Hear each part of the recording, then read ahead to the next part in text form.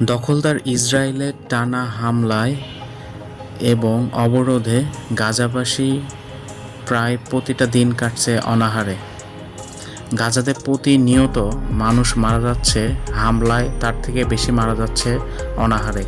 পৃথিবীকে সবথেকে যে দৃশ্যটা কাঁদিয়েছে সেটা হচ্ছে শিশু আমিরের মৃত্যু।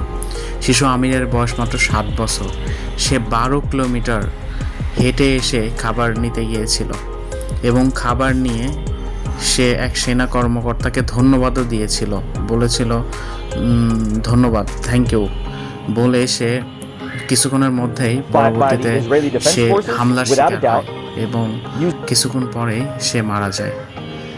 এছাড়াও গাজাবাসীতে একটা বিষয় লক্ষ্য করা যাচ্ছে, সেটা হচ্ছে শিশুদের অনাহারে থাকা এবং অপুষ্টিজনিত অভাবে প্রায় শিশু মারা যাচ্ছে দিনের পর দিন। কিছু শিশু বা কিছু ব্যক্তি তাদের পরিবারের খাবারের জন্য খাবার আনতে গিয়ে মারা যাচ্ছে। কেউ তার সন্তানকে নিয়ে হসপিটাল নিয়ে যাচ্ছে। এক মর্ম